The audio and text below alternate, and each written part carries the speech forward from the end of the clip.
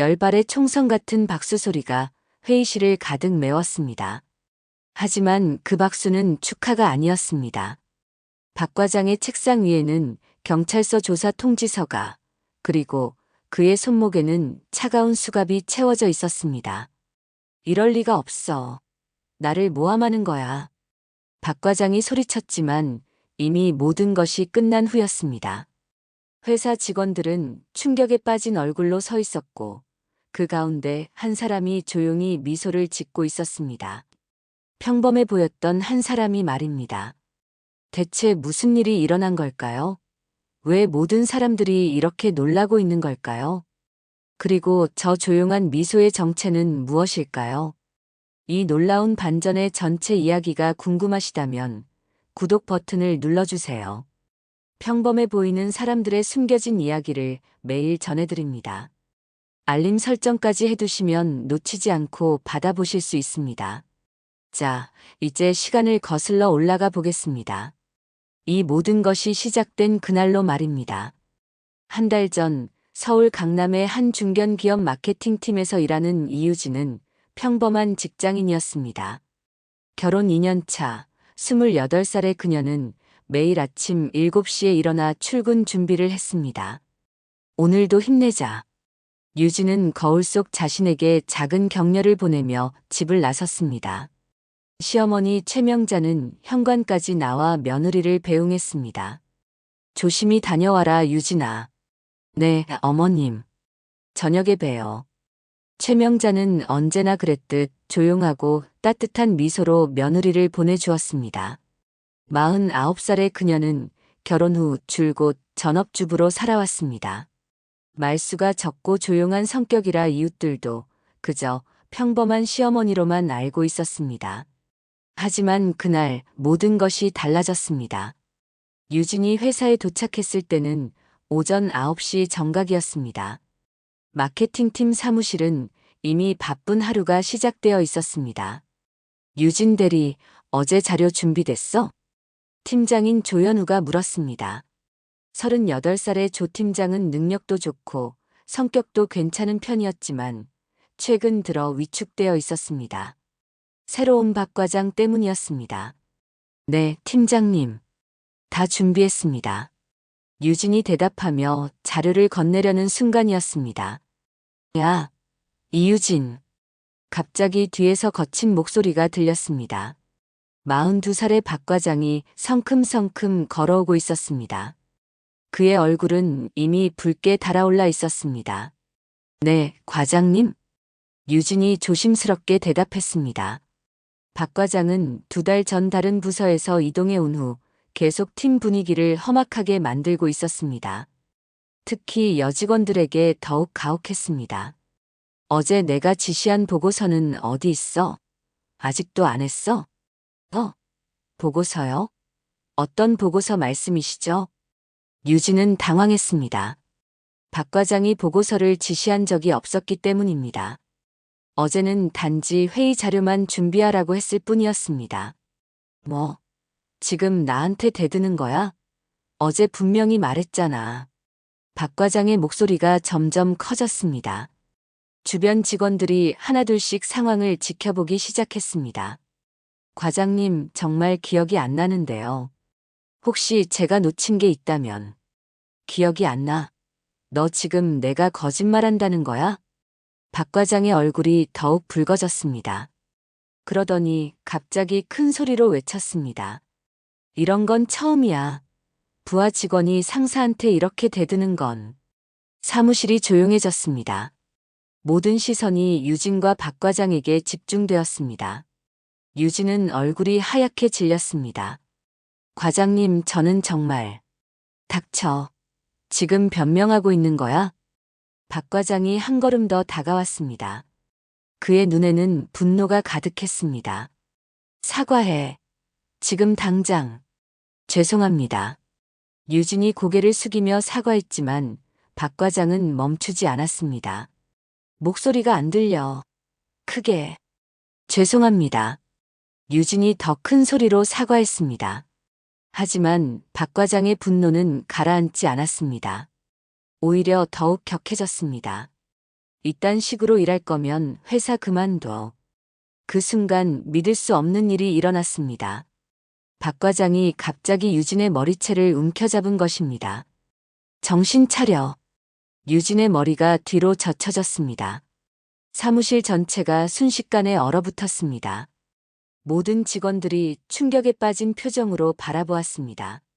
과장님, 조 팀장이 급하게 말렸지만 박 과장은 이미 이성을 잃은 상태였습니다.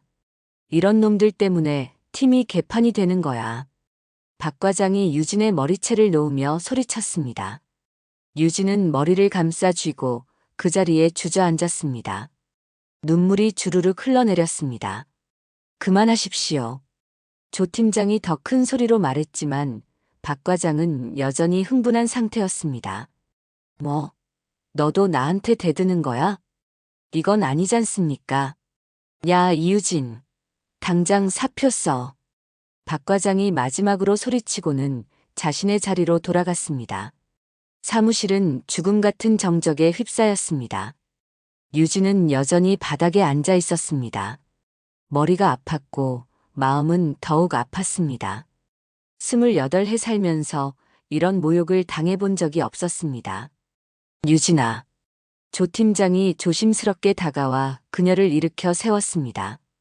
다른 직원들도 걱정스러운 표정으로 지켜보았지만 누구도 쉽게 말을 걸지 못했습니다. 화장실에서 좀 쉬어. 조 팀장의 조언에 유진은 비틀거리며 화장실로 향했습니다. 거울 속 자신의 모습을 본 순간 더 이상 참을 수 없었습니다. 목 놓아 울기 시작했습니다. 왜 나한테 이러는 거지? 내가 뭘 잘못했다고. 유진은 자신이 무엇을 잘못했는지 도무지 알 수 없었습니다. 평소 성실하게 일했고 동료들과도 원만하게 지냈습니다. 그런데 왜 이런 일이 생긴 것일까요? 그날 저녁 유진은 집에 돌아와서도 한참 동안 말을 하지 못했습니다. 현관에서 신발을 벗는 손길부터 평소와 달랐습니다. 유진아, 왔구나. 저녁 먹자. 시어머니 최명자가 평소와 같은 따뜻한 목소리로 며느리를 맞았습니다. 하지만 유진의 표정을 본 순간 그녀의 눈빛이 조금 달라졌습니다. 네, 어머님. 유진이 힘없이 대답했습니다. 목소리가 평소보다 낮고 떨리고 있었습니다. 무슨 일 있었니? 명자가 조심스럽게 물었습니다. 20년 넘게 살아온 인생 경험으로 며느리의 상태가 심상치 않다는 것을 단번에 알아차렸습니다. 아니에요. 그냥 좀 피곤해서요. 유진이 억지로 미소를 지으며 거짓말을 했습니다. 시어머니에게 걱정을 끼치고 싶지 않았기 때문입니다. 하지만 명자는 그런 유진의 마음을 이미 다 읽고 있었습니다. 며느리가 온 지 2년이 넘었지만 이렇게 풀이 죽은 모습은 처음 보는 것이었습니다. 그래도 밥은 먹어야지. 어서 앉아라. 명자는 더 이상 묻지 않았습니다. 대신 유진이 좋아하는 된장찌개와 반찬들을 정성스럽게 차려주었습니다. 식사 시간 동안 유진은 거의 말을 하지 않았습니다. 평소라면 하루 있었던 일들을 재미있게 이야기하곤 했는데 오늘은 젓가락질조차 제대로 하지 못했습니다. 유진아. 네. 힘든 일 있으면 언제든 말해라. 우리가 가족 아니니? 명자의 말에 유진의 눈가가 순간 촉촉해졌습니다. 그동안 참고 있던 마음이 한순간에 무너져 내렸습니다. 어머님.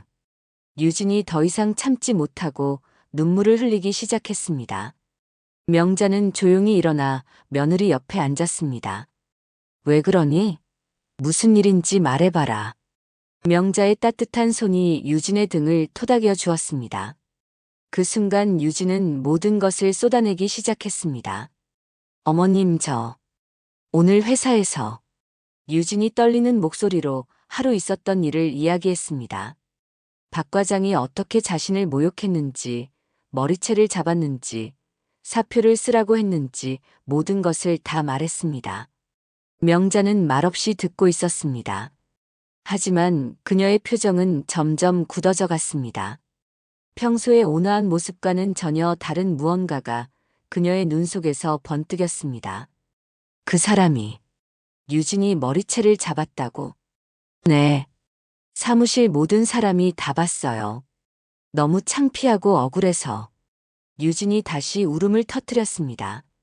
명자는 며느리의 머리를 쓰다듬어 주면서도 그녀의 눈빛은 차가워지고 있었습니다. 괜찮다, 유진아. 내가 잘못한 게 아니야. 명자가 다정하게 말했지만 그녀의 마음속에서는 다른 생각들이 빠르게 돌아가고 있었습니다. 내 며느리를 건드렸군. 명자는 평생 조용하게 살아왔지만 가족만큼은 절대 건드리지 못하게 하는 성격이었습니다. 특히 억울한 일을 당하는 것을 가장 싫어했습니다. 어머님, 저 어떻게 해야 할까요? 정말 사표를 써야 하나요? 유진이 눈물을 닦으며 물었습니다. 명자는 며느리를 바라보며 조용히 말했습니다. 그럴 필요 없어. 내가 잘못한 게 없는데 왜 사표를 써? 하지만 과장님이 계속 괴롭힐 텐데요. 걱정하지 마라. 어떻게든 방법이 있을 거야. 명자의 목소리에는 묘한 확신이 담겨 있었습니다. 유진은 그 말에 조금 위안이 되었지만 여전히 불안한 마음을 감출 수 없었습니다. 내일부터 회사 가기 싫어요. 힘들겠지만 그래도 가야지. 도망가면 안 돼. 명자가 유진의 손을 꼭 잡으며 말했습니다. 하지만 정말 힘들면 언제든 집에 와. 어머니가 있으니까. 그날 밤 유진은 일찍 잠자리에 들었습니다. 하루 종일 받은 스트레스와 충격으로 몸과 마음이 모두 지쳐 있었습니다. 하지만 명자는 잠들지 않았습니다. 거실에 홀로 앉아 깊은 생각에 잠겨 있었습니다. 박 과장이라고 했나? 명자는 며느리가 말한 그 사람에 대해 곰곰이 생각해 보았습니다. 직장에서 부하 직원에게 폭력을 휘두르는 사람. 그것도 여직원에게 말입니다. 이런 사람이 그냥 넘어갈 리가 없어. 명자의 경험상 이런 사람들은 한 번으로 끝나지 않았습니다. 오히려 더 심해질 가능성이 높았습니다. 유진이가 계속 당할 수는 없지. 명자는 결심했습니다. 며느리를 지키기 위해 무언가 해야겠다고. 하지만 아직 구체적인 방법은 생각나지 않았습니다. 다음 날 아침 유진은 여전히 우울한 기분으로 출근 준비를 했습니다. 오늘도 조심히 다녀와라. 명자가 평소처럼 현관까지 배웅을 나왔습니다. 하지만 그녀의 눈빛에는 어제와 다른 무언가가 있었습니다. 네, 어머님. 그런데, 혹시 과장님한테 전화 같은 거 하시면 안 돼요. 더 복잡해질 수 있거든요. 유진이 걱정스럽게 말했습니다. 시어머니가 혹시 충동적으로 회사에 전화를 할까봐 걱정되었기 때문입니다. 그래, 알겠다. 걱정하지 마라. 명자가 미소를 지으며 대답했습니다. 하지만 그녀의 마음속으로는 전혀 다른 계획이 돌아가고 있었습니다. 전화는 안 하지. 대신 다른 방법을 쓸 거야. 유진이 떠난 후 명자는 조용히 집안을 정리하기 시작했습니다. 하지만 그녀의 머릿속은 이미 다른 곳에 가 있었습니다. 오후가 되자 명자는 평소와 다른 행동을 시작했습니다. 컴퓨터를 켜고 인터넷 검색을 하기 시작한 것입니다. 유진이 회사 이름이 뭐였지? 명자는 며느리가 다니는 회사에 대해 자세히 알아보기 시작했습니다. 회사 규모, 위치, 조직도까지 모든 정보를 수집했습니다. 이제 시작이야. 명자의 눈빛에는 결연한 의지가 담겨 있었습니다. 겉으로는 여전히 조용하고 평범한 시어머니였지만 그녀의 내면에서는 무언가 다른 것이 깨어나고 있었습니다.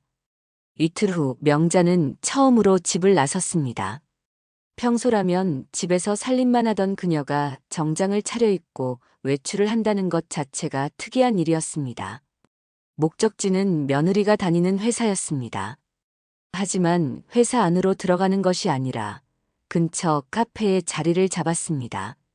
점심시간이 되자 회사 직원들이 하나둘씩 나오기 시작했습니다. 명자는 조용히 그들을 관찰했습니다. 저 사람들 중에 유진이와 함께 일하는 사람들이 있겠구나. 명자는 인내심을 갖고 기다렸습니다. 그러던 중 익숙한 얼굴을 발견했습니다. 유진이 가끔 언급했던 조 팀장이었습니다. 실례합니다.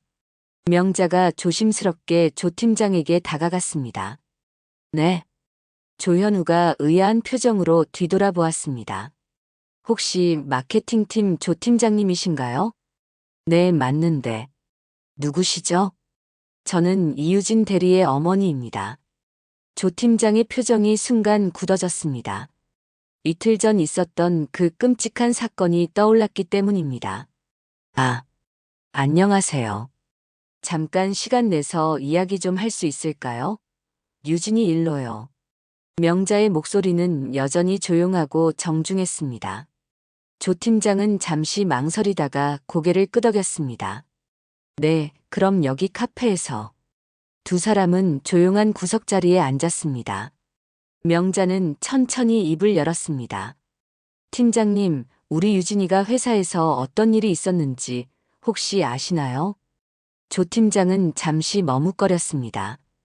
회사 일을 가족에게 말하는 것이 적절한지 고민되었기 때문입니다. 어머님께서 직접 오셨다는 것은 유진 대리가 집에서 많이 힘들어했나 보네요. 이틀 동안 밥도 제대로 못 먹고 있어요. 도대체 무슨 일인지. 명자의 목소리에는 진심 어린 걱정이 담겨 있었습니다. 조 팀장은 마음이 무거워졌습니다. 사실 박 과장님이 좀 과하셨어요. 조 팀장이 조심스럽게 말문을 열었습니다. 과하다는 게 어떤 의미인가요? 손찌검까지는 아니지만 머리채를. 조 팀장이 말을 마저 하지 못했습니다. 그 순간을 다시 생각하니 여전히 충격적이었습니다. 명자의 눈빛이 순간 차갑게 변했습니다. 하지만 곧 다시 평소의 온화한 표정으로 돌아왔습니다. 그런 일이 자주 있나요? 박 과장님이 오신 지 2달 정도 됐는데 그동안 여러 직원들이, 특히 여직원들이 많이 힘들어했어요. 조 팀장의 말에 명자는 더욱 주의 깊게 들었습니다. 다른 직원들도 비슷한 일을 당했다는 말씀인가요? 네. 저도 여러 번 말리려고 했지만 제가 팀장이라고 해도 과장님 앞에서는. 조 팀장이 한숨을 쉬었습니다. 그동안 얼마나 답답했는지 알 수 있었습니다. 그런데 어머님, 혹시 회사에 정식으로 문제를 제기하실 생각이신가요? 아직 구체적으로 생각해 본 건 아니에요. 그냥 상황을 좀 알아보고 싶어서요. 명자가 조심스럽게 대답했습니다. 하지만 그녀의 마음속에서는 이미 계획이 구체화되고 있었습니다. 팀장님, 혹시 그날 상황을 정확히 기억하시나요? 네, 너무 충격적이어서 잊을 수가 없어요. 다른 직원들도 다 봤겠네요. 네, 사무실에 있던 모든 사람이 다 봤습니다. 모두들 너무 놀라서. 명자는 조 팀장과의 대화를 통해 중요한 정보들을 얻었습니다. 그날의 상황, 목격자들, 그리고 박 과장의 평소 행태까지 모든 것을 파악했습니다. 팀장님, 마지막으로 하나만 더 물어볼게요. 네, 말씀하세요. 혹시 박 과장님의 이런 행동에 대해 증거가 될 만한 게 있을까요? 조 팀장은 잠시 생각했습니다. 글쎄요. 그날은 갑작스러운 일이어서 녹음이나 이런 건 없었고. 하지만 목격자는 많아요. 목격자들이 증언할 의향이 있을까요? 솔직히 말씀드리면 다들 무서워해요.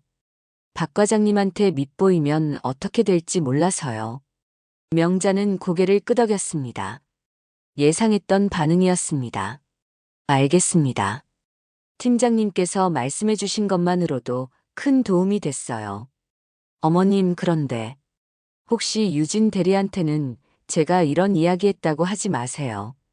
괜히 더 부담 가질까 봐요. 물론이죠. 고마워요, 팀장님. 명자는 조 팀장과 헤어진 후 바로 집으로 돌아가지 않았습니다. 대신 회사 주변을 더 둘러보며 지형을 파악했습니다. 이제 다음 단계를 준비해야겠어. 집에 돌아온 명자는 컴퓨터 앞에 앉았습니다. 그리고 노트 한 권을 꺼내 오늘 얻은 정보들을 정리하기 시작했습니다. 박 과장의 행동 패턴, 목격자 명단, 회사 조직도까지 모든 것을 체계적으로 정리했습니다. 이제 좀 더 구체적인 증거가 필요해. 명자는 다음 계획을 세우기 시작했습니다. 그녀의 눈빛에는 점점 더 확고한 결의가 담겨가고 있었습니다. 그날 저녁 유진이 집에 돌아왔을 때 명자는 평소와 다름없이 저녁을 준비하고 있었습니다. 어머님, 오늘 어디 다녀오셨어요? 유진이 물었습니다. 명자의 옷차림이 평소와 달랐기 때문입니다. 응? 잠깐 은행 좀 다녀왔어. 명자가 자연스럽게 거짓말을 했습니다. 그런데 유진아, 회사 일은 좀 어때? 그 과장이라는 사람이 또 뭐라고 하지 않았어? 다행히 오늘은 별일 없었어요. 아예 마주치지도 않았고요. 유진이 안도의 표정을 지었습니다. 하지만 명자는 이것이 일시적일 뿐이라는 것을 알고 있었습니다. 곧 다시 시작될 거야. 그 전에 준비를 마쳐야 해. 그날 밤 명자는 늦은 시간까지 인터넷 검색을 계속했습니다. 직장 내 괴롭힘, 증거 수집 방법, 신고 절차까지 모든 것을 공부했습니다. 평생 조용히 살아온 50대 주부가 갑자기 이런 일에 뛰어든다는 것은 쉬운 일이 아니었습니다. 하지만 명자에게는 포기할 수 없는 이유가 있었습니다. 내 며느리를 지켜야 해. 그것이 그녀를 움직이게 하는 유일한 동기였습니다. 일주일이 지났습니다. 명자의 계획은 점점 구체화되고 있었습니다. 그녀는 매일 다른 시간에 회사 근처에 나가 직원들의 동선을 파악하고 있었습니다. 이날도 명자는 회사 근처 카페에 앉아 있었습니다. 그런데 뜻밖의 상황이 벌어졌습니다. 야, 김대리. 이런 식으로 일할 거면 나가. 회사 로비에서 익숙한 목소리가 들려왔습니다. 박 과장의 목소리였습니다. 명자는 조심스럽게 로비 쪽으로 시선을 돌렸습니다. 박 과장이 젊은 여직원 앞에서 소리를 지르고 있었습니다. 또 시작됐군. 명자는 빠르게 휴대폰을 꺼냈습니다. 그리고 녹음 버튼을 눌렀습니다. 과장님 죄송합니다. 다시 하겠습니다. 다시. 이미 세 번째야. 머리에 뭐가 들었어? 박 과장의 목소리가 점점 커졌습니다. 로비에 있던 다른 사람들이 하나둘씩 쳐다보기 시작했습니다. 이래서 여자들은 일을 맡기면 안 된다니까. 박 과장이 성차별적인 발언까지 서슴지 않았습니다. 명자는 모든 것을 놓치지 않고 녹음했습니다. 다시는 이런 실수 하지 마. 알겠어? 네, 알겠습니다. 젊은 직원이 고개를 숙이며 대답했습니다. 그 모습이 며느리 유진과 겹쳐 보였습니다. 명자는 녹음을 마치고 조용히 자리를 떠났습니다. 첫 번째 증거를 확보한 것입니다. 이제 시작이야. 집에 돌아온 명자는 녹음 파일을 컴퓨터로 옮겼습니다. 그리고 날짜와 시간, 상황을 자세히 기록했습니다. 하지만 이것만으로는 부족했습니다.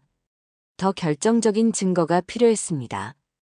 다음 날 명자는 새로운 계획을 실행에 옮겼습니다.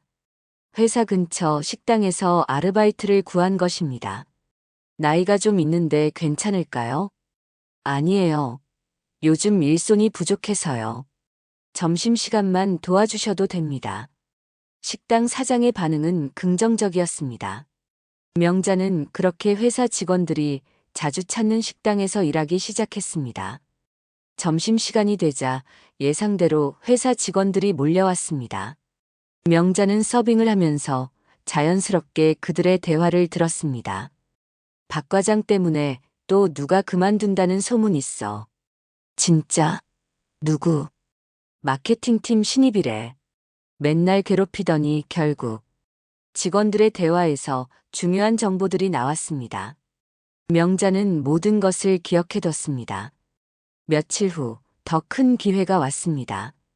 박 과장이 직접 그 식당에 온 것입니다. 사장님, 여기 소주 한 병. 박 과장이 후배 직원들과 함께 저녁 회식을 하러 온 것이었습니다. 명자는 최대한 자연스럽게 그들 테이블을 담당했습니다. 야, 요즘 신입들은 정말 버릇이 없어. 박 과장이 술이 취한 상태로 말했습니다. 특히 여자들은 더해. 좀만 세게 말하면 바로 눈물이야. 과장님 말씀이 맞습니다. 후배들이 어쩔 수 없이 맞장구를 쳤습니다. 저번에 그 이유진이라는 애도 그렇고 머리채 한 번 잡았다고 난리도 아니더라. 명자의 손이 순간 멈췄습니다. 하지만 곧 평정을 되찾고 계속 서빙을 했습니다. 그런데 과장님, 그런 식으로 하시면 문제되지 않나요? 한 후배가 조심스럽게 물었습니다. 문제? 뭔 문제? 회사 돈 받고 일하는 주제에 제대로 못하면 혼나는 게 당연하지. 박 과장이 목소리를 높였습니다. 요즘 세상이 너무 유약해졌어. 예전에는 이런 게 당연했는데. 명자는 이 대화 역시 놓치지 않고 기억해뒀습니다. 하지만 아직 녹음은 할 수 없는 상황이었습니다. 사실 말이야. 박 과장이 더 취한 상태로 말을 이어갔습니다. 회사 자금도 내가 얼마나 아껴서 쓰는데. 그런데도 윗사람들은 모르더라고. 자금을 아껴서 쓰신다고요? 응, 나름대로 절약하는 방법이 있어. 어차피 회계 쪽은 잘 모르니까. 동석한 직원들의 표정이 조금씩 굳어졌습니다. 박 과장의 말에서 뭔가 이상한 느낌을 받았기 때문입니다. 그리고 여직원들도 좀 관리를 해줘야 해. 너무 건방지면 안 되거든. 박 과장이 계속해서 문제 발언을 쏟아냈습니다. 명자는 모든 것을 머릿속에 새겨두었습니다. 회식이 끝난 후 명자는 바로 집으로 돌아가 오늘 들은 내용들을 자세히 기록했습니다. 이제 패턴이 보이기 시작해. 명자는 지금까지 수집한 정보들을 정리해 보았습니다. 박 과장의 갑질은 일회성이 아니라 지속적이었고, 더 심각한 것은 회사 자금에 대한 의심스러운 발언이었습니다. 하지만 아직도 결정적인 증거가 부족했습니다. 그때 명자는 중요한 사실을 깨달았습니다. 내가 직접 나서면 안 돼. 내부의 협력자가 필요해. 다음 날 명자는 다시 조 팀장을 만났습니다. 이번에는 더 구체적인 제안을 하기 위해서였습니다. 팀장님, 지난번 이야기 후에 계속 생각해 봤는데요. 네, 말씀하세요. 혹시 박 과장님의 행동을 기록할 방법이 없을까요? 조 팀장이 잠시 망설였습니다. 어머님 말씀은 증거를 수집하자는 뜻인가요? 네. 우리 유진이만의 문제가 아니잖아요. 다른 직원들도 계속 당하고 있는데. 명자의 말에 조 팀장은 고민에 빠졌습니다. 사실 그도 박 과장의 행동에 대해 뭔가 해야 한다고 생각하고 있었습니다. 사실, 저도 여러 번 생각해 봤어요. 하지만 위험 부담이 너무 커서 팀장님이 직접 나서지 않으셔도 돼요. 저한테 정보만 알려주시면 제가 처리할게요. 명자의 제안에 조 팀장은 놀랐습니다. 어머님이 직접 처리하신다고요? 네. 방법이 있어요. 명자의 눈빛에는 확고한 의지가 담겨 있었습니다. 조 팀장은 그 눈빛을 보며 무언가 다른 느낌을 받았습니다. 이분이 그냥 평범한 주부가 아니구나. 알겠습니다. 협력하겠어요. 더 이상 이런 일이 반복되어서는 안 되니까요. 조 팀장이 결심했습니다. 고맙습니다. 그럼 이제부터 박 과장의 행동을 자세히 기록해 주세요. 언제, 어디서, 누구에게, 어떤 행동을 했는지요. 네, 알겠습니다. 그리고 혹시 가능하다면 녹음도 시도해 보세요. 명자의 제안에 조 팀장은 조금 놀랐지만 고개를 끄덕였습니다. 그날부터 조 팀장은 박 과장의 모든 행동을 기록하기 시작했습니다. 그리고 기회가 될 때마다 휴대폰으로 녹음을 시도했습니다. 일주일 후 결정적인 순간이 왔습니다. 야, 이유진, 이리 와봐. 박 과장이 다시 유진을 부른 것입니다. 조 팀장은 재빠르게 휴대폰의 녹음 버튼을 눌렀습니다. 네, 과장님. 유진이 떨리는 목소리로 대답했습니다. 이 자료 뭐야? 완전히 엉망이잖아. 어떤 부분이 잘못됐는지 말씀해 주시면. 말씀해 달라고. 내가 알아서 해야지. 박 과장의 목소리가 점점 커졌습니다. 이래서 여자들은 일을 못한다니까. 결혼해서 애나 낳고 집에나 있어. 성차별적인 발언이 나왔습니다. 조 팀장은 모든 것을 녹음하고 있었습니다. 과장님, 그런 말씀은. 뭐, 나한테 대들어? 또 머리채 잡힐래? 박 과장이 유진에게 다가가며 위협했습니다. 유진은 무서워서 뒤로 물러섰습니다. 저번처럼 울면서 집에 가서 시어머니한테 일러줄래? 박 과장의 말에 유진의 얼굴이 창백해졌습니다. 그가 자신의 상황을 조롱하고 있다는 것을 알 수 있었습니다. 그만하세요. 조 팀장이 더 이상 참지 못하고 나섰습니다. 뭐, 너도 나한테 대들어? 이건 아니잖습니까? 닥쳐. 다음에 또 이런 식이면 둘 다 사표 써. 박 과장이 소리치며 자리로 돌아갔습니다. 사무실은 다시 죽음 같은 정적에 휩싸였습니다. 그날 저녁 조 팀장은 녹음 파일을 명자에게 전달했습니다. 어머님, 이거 정말 심각합니다. 잘하셨어요. 이제 마지막 단계만 남았어요. 명자가 녹음을 들으며 말했습니다. 그녀의 표정은 더 이상 온화한 시어머니가 아니었습니다. 뭔가 결연한 의지로 가득 찬 모습이었습니다. 어머님, 다음에는 뭘 하실 건가요? 이제 전문가의 도움을 받을 때가 됐어요. 명자의 말에 조 팀장은 궁금해했습니다. 전문가요? 네. 변호사 말이에요. 명자는 이미 다음 단계를 계획하고 있었습니다. 지금까지 수집한 증거들을 바탕으로 법적 대응을 준비할 때가 온 것입니다. 그날 밤 유진이 집에 돌아왔을 때 명자는 평소와 다름없이 저녁을 준비하고 있었습니다. 어머님, 오늘도 고생 많으셨어요. 응, 유진아.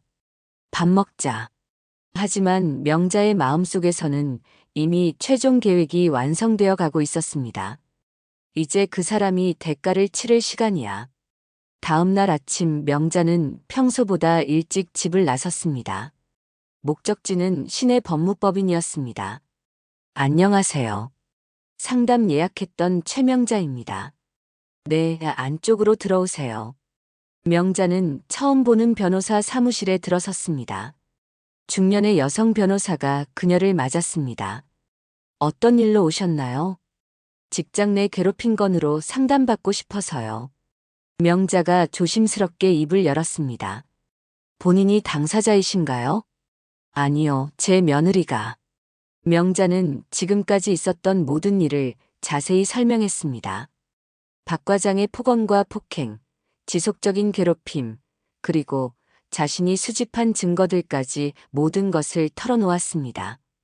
변호사는 명자의 이야기를 들으며 점점 놀라는 표정을 지었습니다. 어머님, 이 모든 증거를 어떻게 수집하신 거예요? 제가 직접 발로 뛰었어요. 명자가 담담하게 대답했습니다. 정말 대단하시네요. 그런데 혹시 이런 일에 경험이 있으신가요? 변호사의 질문에 명자는 잠시 망설였습니다. 그리고 천천히 입을 열었습니다. 사실, 예전에 사회복지사로 일한 적이 있어요. 아, 그래서 이렇게 체계적으로. 변호사가 고개를 끄덕였습니다.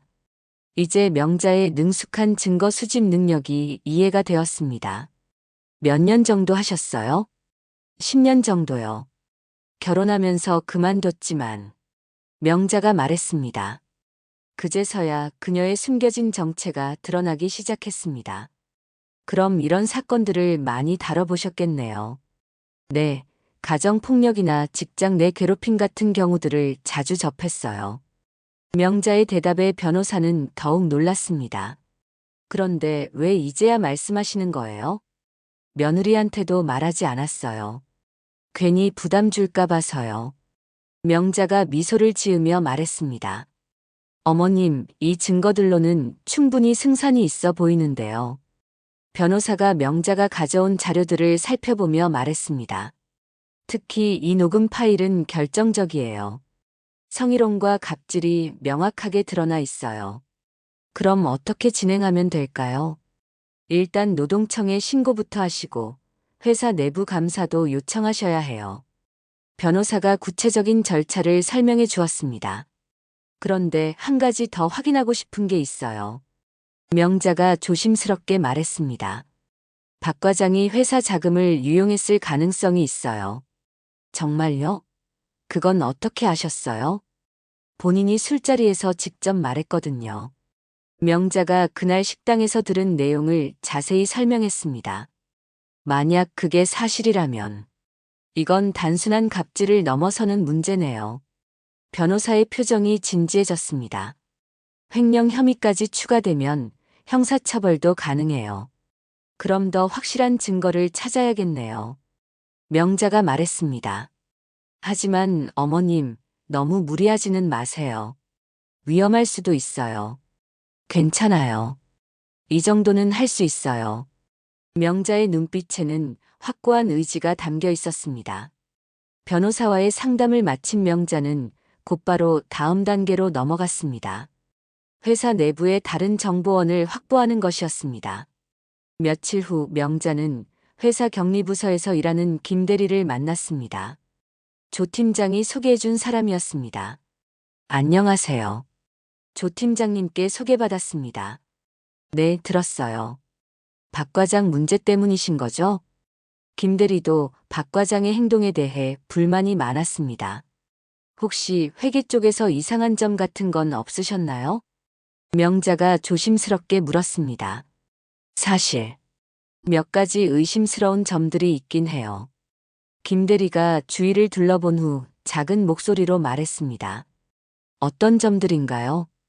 출장비나 접대비 처리에서 좀 이상한 부분들이 있어요. 구체적으로 어떤 영수증이 없는 지출이 많고 금액도 부풀려져 있는 것 같고요. 김 대리의 증언으로 명자는 확신을 가질 수 있었습니다. 혹시 그런 자료들을 확인할 방법이 있을까요? 직접 드리기는 어렵지만 감사팀에서 요청하면 다 나올 거예요. 감사팀 연락처 좀 알 수 있을까요? 명자가 물었습니다. 김 대리는 잠시 망설이다가 명함 하나를 건넸습니다. 이분이 감사팀장이에요. 정말 공정하고 원칙적인 분이거든요. 명자는 김 대리로부터 중요한 정보를 얻었습니다. 이제 모든 퍼즐 조각이 맞춰지기 시작했습니다. 그날 저녁 명자는 집에서 마지막 정리 작업을 했습니다. 지금까지 수집한 모든 증거들을 체계적으로 정리하고 각각의 신고 기관별로 제출할 자료를 준비했습니다. 녹음 파일, 목격자 진술, 피해 사례 정리, 횡령 의혹 자료까지 모든 것이 완벽하게 준비되었습니다. 이제 시작이야. 명자는 컴퓨터 화면을 보며 마지막 점검을 했습니다. 20년 만에 다시 깨어난 사회복지사의 본능이 그녀를 이끌고 있었습니다.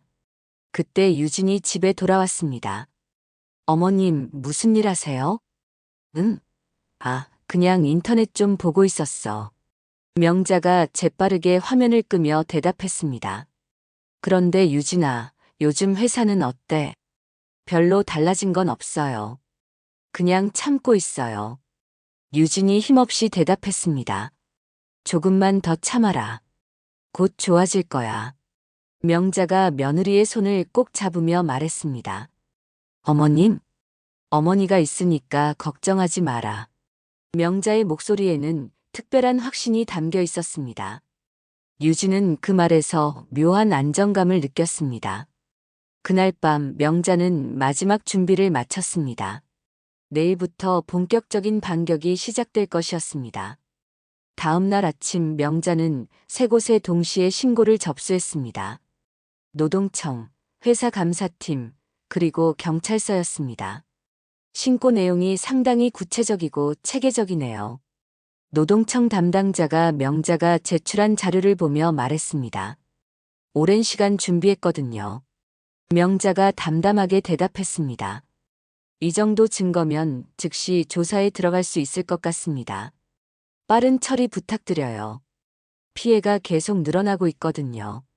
명자는 각 기관에서 비슷한 반응을 얻었습니다. 모두들 그녀가 준비한 증거의 완성도에 놀라워했습니다. 한편 회사에서는 평소와 다름없는 하루가 시작되고 있었습니다. 박 과장은 여전히 직원들을 괴롭히고 있었고, 유진은 그의 눈치를 보며 조심스럽게 일하고 있었습니다. 점심시간이 되었을 때였습니다. 박 과장님, 잠깐 사무실로 와주시겠습니까? 감사팀장이 박 과장을 찾아왔습니다. 감사팀에서 무슨 일인가요? 박 과장이 의아한 표정을 지었습니다. 간단한 확인 사항이 있어서요. 감사팀장의 표정은 평소보다 진지했습니다. 지금 바빠서요. 나중에. 지금 가시죠. 감사팀장의 단호한 어조에 박 과장은 어쩔 수 없이 따라갔습니다. 감사팀 사무실에는 이미 여러 명이 대기하고 있었습니다. 노동청 조사관과 경찰까지 와 있었습니다. 이게 무슨 상황입니까? 박 과장이 당황하며 물었습니다. 박 과장님께 몇 가지 질문할 것이 있습니다. 노동청 조사관이 앞으로 나섰습니다. 직장 내 괴롭힘과 관련해서 신고가 들어왔거든요. 괴롭힘이요? 누가 그런 헛소리를. 그리고 횡령 의혹도 있습니다. 경찰이 덧붙였습니다. 박 과장의 얼굴이 순간 창백해졌습니다. 횡령? 말도 안 되는 소리 하지 마세요. 일단 진정하시고 차근차근 이야기해보죠.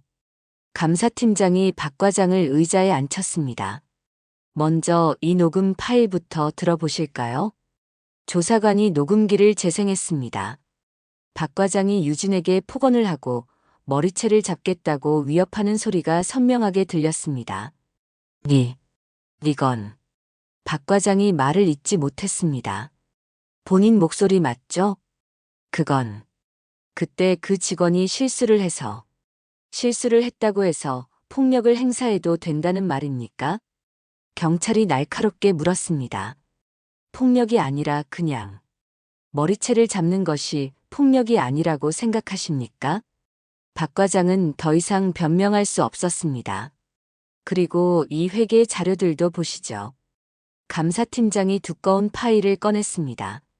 출장비와 접대비 항목에서 상당한 문제가 발견됐습니다. 뭔 문제요? 실제로는 가지 않은 출장의 경비를 청구하거나 허위 영수증으로 접대비를 부풀린 정황이 있어요. 감사팀장이 구체적인 증거들을 제시했습니다. 이건 단순한 실수일 수도.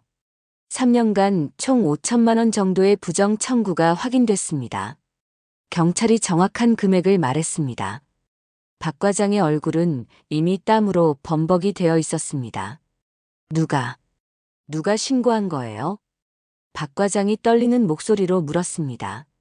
그것은 말씀드릴 수 없습니다. 조사관이 단호하게 답했습니다. 이때 사무실 밖에서는 직원들이 웅성거리기 시작했습니다. 경찰이 왔다는 소문이 순식간에 퍼졌기 때문입니다. 유진아, 무슨 일이야? 동료가 유진에게 물었습니다. 저도 잘 모르겠어요. 유진은 정말로 무슨 일인지 몰랐습니다. 하지만 마음 한편으로는 묘한 기대감이 들었습니다. 1시간 후 박 과장이 수갑을 찬 채로 사무실에서 나왔습니다. 이럴 리가 없어. 나를 모함하는 거야. 박 과장이 소리쳤지만 이미 모든 증거가 확보된 상태였습니다. 모든 직원은 사무실에 남아서 개별 조사에 협조해 주시기 바랍니다.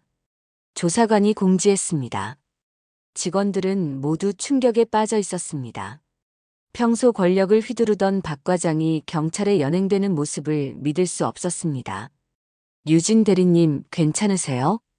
조 팀장이 유진에게 다가왔습니다. 네. 그런데 이게 정말 일어난 일인가요? 네, 정말이에요. 드디어 정의가 실현된 거예요. 조 팀장의 말에 유진은 눈물이 날 것 같았습니다.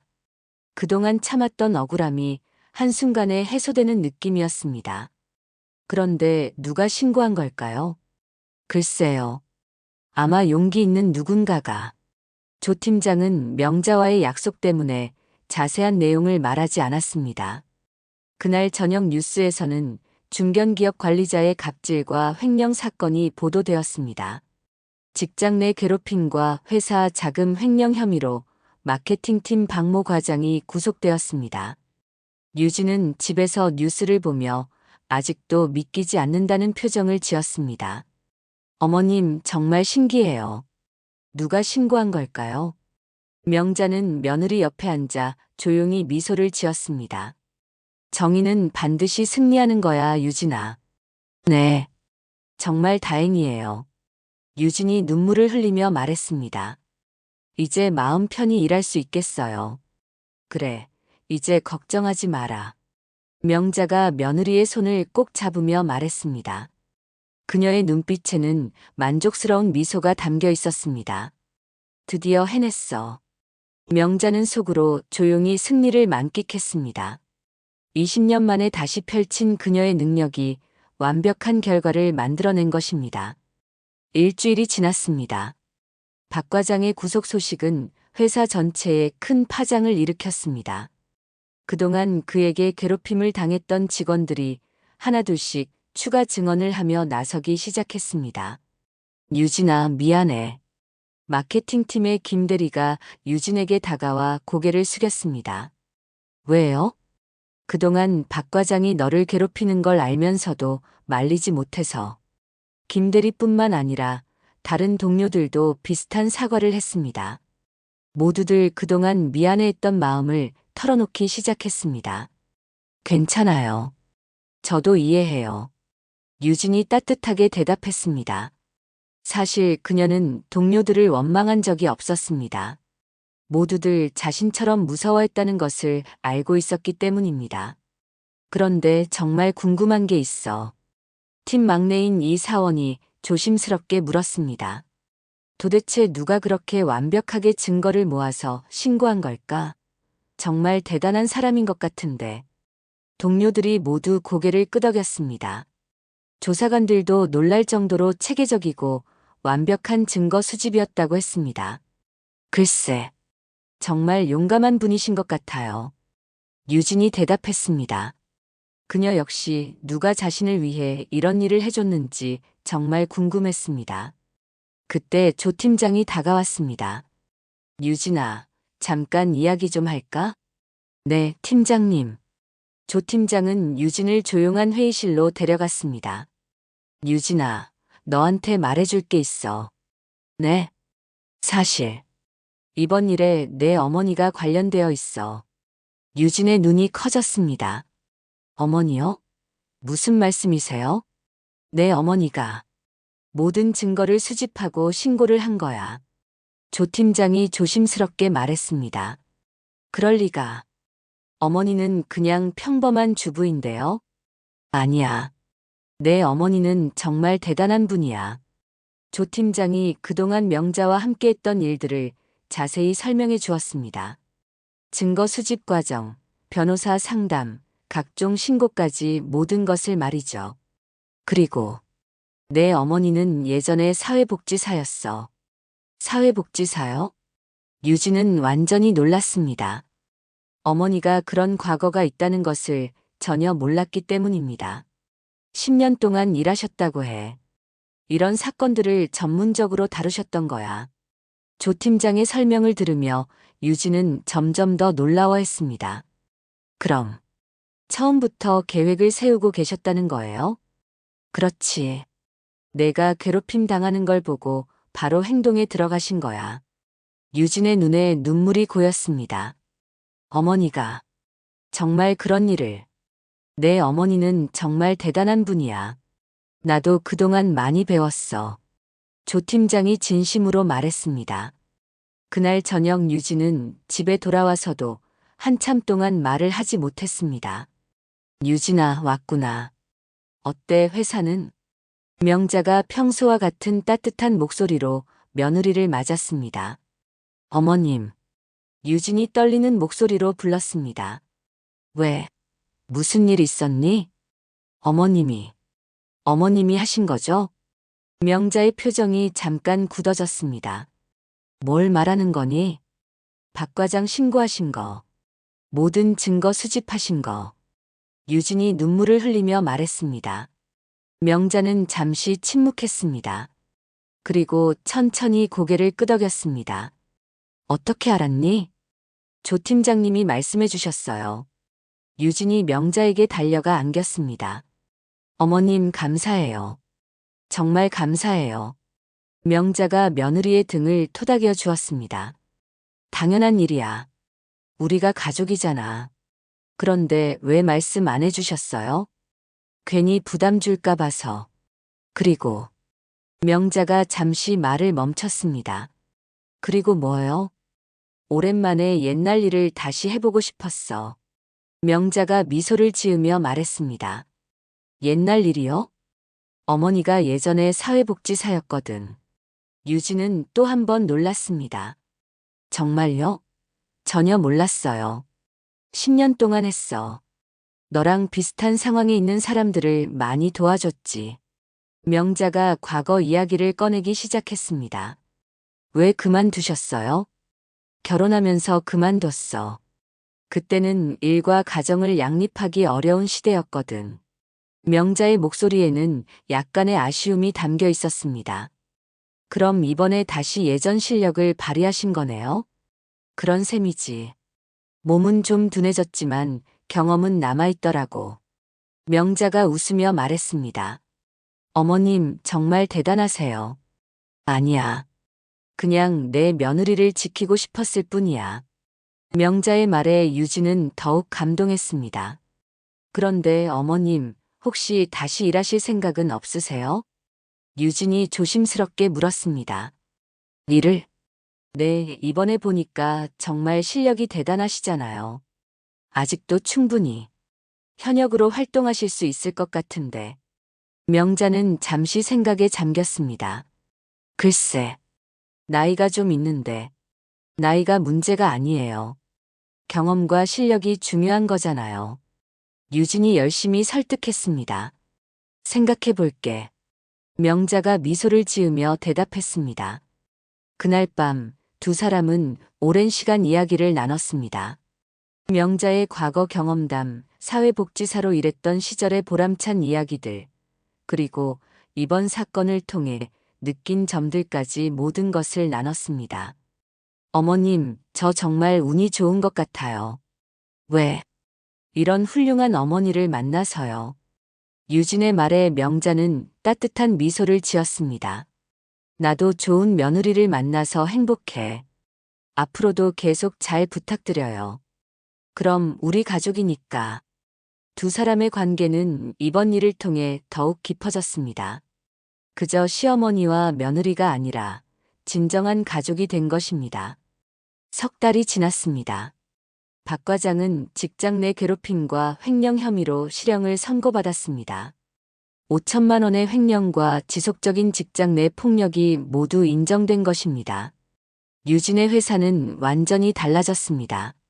새로운 과장은 직원들을 존중하며 일하는 사람이었고 팀 분위기도 훨씬 밝아졌습니다. 유진아, 오늘 회식 참석할 거지? 동료가 밝은 표정으로 물었습니다. 네, 참석할게요. 유진도 예전과는 달리 밝은 표정으로 대답했습니다. 그런데 정말 신기해. 너를 도와준 그분이 누군지 아직도 모르겠어. 저도 정말 감사해요. 언젠가 꼭 만나서 인사드리고 싶어요. 유진이 말했습니다. 비록 그 사람이 자신의 시어머니라는 것을 알고 있지만 동료들 앞에서는 비밀로 하기로 했었습니다. 그날 저녁 유진은 평소보다 늦게 집에 돌아왔습니다. 회식에서 즐거운 시간을 보냈기 때문입니다. 어머님 다녀왔어요. 유진이 밝은 목소리로 인사했습니다. 왔구나. 회식은 어땠어? 정말 즐거웠어요. 오랜만에 이렇게 편하게 웃으면서 회식한 것 같아요. 유진의 표정에서 진짜 행복이 느껴졌습니다. 다행이다. 그런데 유진아. 명자가 조심스럽게 말을 꺼냈습니다. 네, 어머님. 어머니가 결정한 게 있어. 무엇을? 다시 일을 해보려고. 유진의 얼굴이 환해졌습니다. 정말요? 어떤 일을? 상담센터에서 제안이 왔어. 직장 내 괴롭힘 피해자들을 도와주는 일이야. 명자가 설명했습니다. 와, 정말 좋은 일이네요. 이번 박 과장 사건이 언론에 나가면서 내 이야기도 알려졌거든. 그래서 연락이 온 거야. 명자는 며칠 전부터 여러 기관에서 연락을 받고 있었습니다. 그녀의 전문적인 증거 수집 능력과 과거 경험이 화제가 되었기 때문입니다. 어머님 같은 분이 그런 일을 해주시면 정말 많은 사람들이 도움받을 것 같아요. 그렇게 생각해? 네. 저도 어머님 덕분에 이렇게 행복해졌잖아요. 유진이 진심으로 말했습니다. 그럼 어머니 응원해 줄 거야? 당연하죠. 제가 뒤에서 든든하게 지원해 드릴게요. 두 사람이 웃으며 이야기를 나누고 있을 때 현관벨이 울렸습니다. 누구지? 명자가 나가서 문을 열었습니다. 안녕하세요, 어머님. 조 팀장이 꽃다발을 들고 서 있었습니다. 어머, 팀장님. 유진이 놀라며 나왔습니다. 갑자기 어떻게? 어머님께 감사 인사를 드리고 싶어서요. 조 팀장이 정중하게 인사했습니다. 들어와요. 명자가 조 팀장을 집 안으로 모셨습니다. 어머님 정말 감사합니다. 조 팀장이 깊게 인사했습니다. 무슨 말씀을? 어머님 덕분에 우리 팀이 완전히 달라졌어요. 이제 모든 직원들이 편하게 일할 수 있게 됐습니다. 조 팀장의 말에 명자는 뿌듯한 표정을 지었습니다. 그리고 사실 말씀드릴 게 있어요. 조 팀장이 조심스럽게 말했습니다. 뭔가요? 제가 아는 다른 회사에서도 비슷한 문제가 있거든요. 혹시 도움을 주실 수 있을까요? 명자는 잠시 생각했습니다. 어떤 상황인가요? 여성 직원이 상사에게 지속적으로 괴롭힘을 당하고 있는데 증거가 부족해서 신고하기 어려운 상황이에요. 조 팀장의 설명을 들으며 명자의 눈빛이 달라졌습니다. 연락처 주세요. 도와드릴게요. 정말요? 고맙습니다. 조 팀장이 기뻐했습니다. 어머님, 벌써 첫 번째 의뢰가 들어온 거네요. 유진이 웃으며 말했습니다. 그러게. 바빠질 것 같아. 명자도 미소를 지었습니다. 그날 밤 명자는 20년 만에 다시 자신의 전문 분야로 돌아간다는 설렘을 느꼈습니다. 유진아. 네, 어머님.